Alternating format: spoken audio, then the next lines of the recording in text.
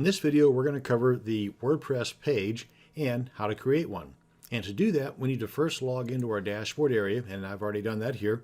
And if you've not done that before, then in the browser's address bar up here, you want to put in the URL to your WordPress site, followed by a /wp-admin, hit enter, and then a box is going to pop up prompting you to enter your username and your password, and do that, you'll then be brought to this page. At this point, you want to come on over here to the left and click on Pages, and that'll bring you to the page that contains a list of all of your pages that have been published, scheduled to be published, or are in draft mode. And you'll see that over here on the far right, and the date will be listed right above that. And you can get to the page editor of that particular page by clicking on the title, or when you hover over this section here, these options will be displayed, and you can click on Edit to get to the full editor, or if there's just a couple of minor items, then you can click on the Quick Edit, and you'll be presented with this option here to make just a few of the minor edits, but not the full page edit. Or you can trash it,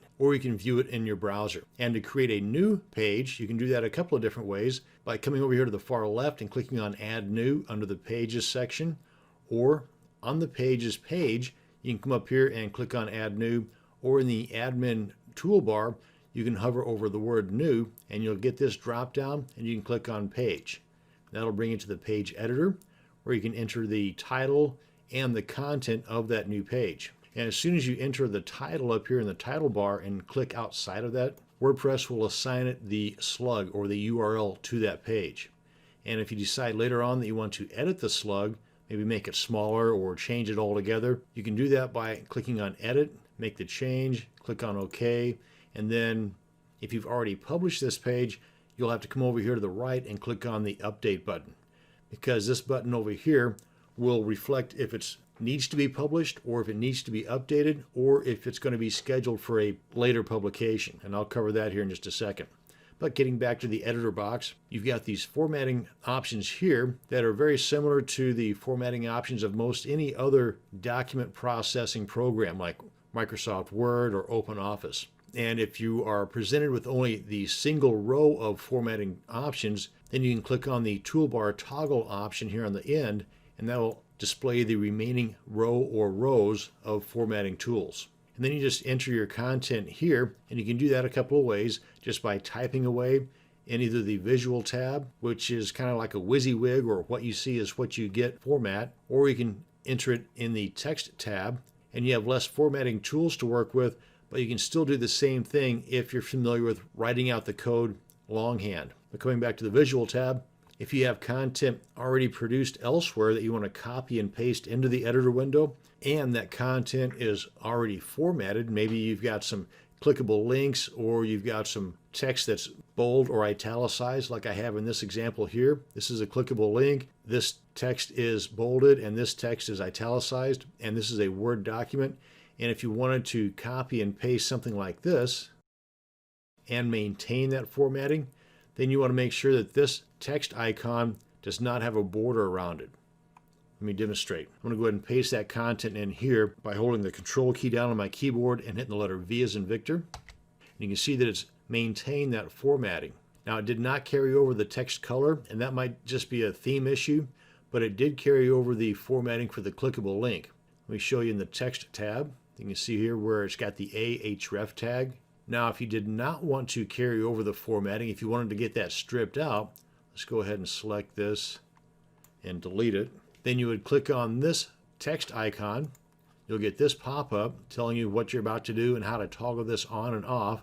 And basically, this is just going to strip out the formatting from that Word document. And you can see now that it has a border around that icon. If I Control V to paste that, all the formatting is stripped out. Now, if you wanted to add media to this, like an image or video or anything from the media library, then you can do that by clicking on the Add Media button right here. Just put the cursor somewhere in the editor window where you want that media to be added, then come on up here and click on Add Media, and you can just drag and drop that media file in here, or you can select from content that's already been added to your media library, or you can insert it from a URL. Let's say we want to add the working squirrel here. Just select that, click on Insert into Page, and there it is. And you can click on the image for further formatting. Now up along the top here in the far right, you have this Help tab. It has a drop down with help information related to this particular page, the page editor page. And under screen options, if we click on that, we get this drop down where we can add additional fields or options on our page. For example, if we check the box here next to discussion, that adds the discussion module down here below the editor window where we can toggle on or off to allow comments and or trackbacks and pingbacks. And one other item up here I wanted to mention, besides the number of columns you can have, either one or the default 2, is this checkbox here. By default, it enables full height editor. In other words, there's no scroll bar here in the editor window. And if we scroll down, you can see the formatting tools stick. But if we untick this box, then the editor window has a predefined height. And anything beyond that height adds a scroll bar to the editor window. And everything else on this page scrolls up to the top. But that's part of the distraction-free functionality. Another element of the distraction-free functionality of the editor page is this button right here in the top right corner under the text tab. If we click on that, the elements on both sides of the editor window, the sidebars, they're going to disappear like they just did. And if you want them back temporarily, just move your cursor outside of the editor window and there they are. And if you want them to go away again with that button on, then just put the cursor somewhere in the editor window and hit enter, and there they go.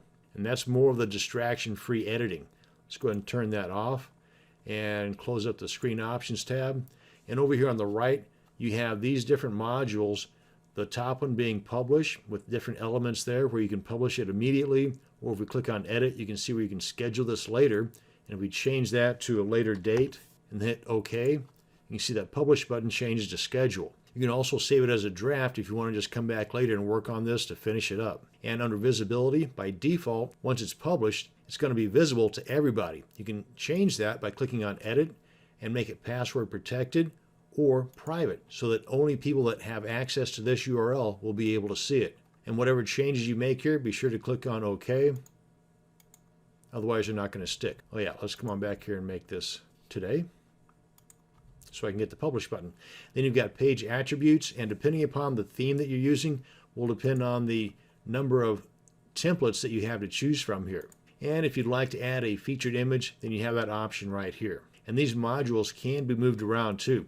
If in the title area you get that 4 arrows, left click, hold, and drag your mouse, and you can move those around. And then whenever you're finished editing, just go ahead and click on publish. Oh, and you've got the preview option there as well. And then once it's published, you can see that that publish button changes to update. In case you come back in later and make any adjustments, be sure to click on the update button to make those adjustments stick. But you also have the get short link in case you want a shorter URL than the one that's actually generated. If we come over to view page, this is the normal URL, but you can get that short URL if you'd rather. And that's going to bring us to the end of this video on the WordPress page. Thanks for watching, and you have a great day.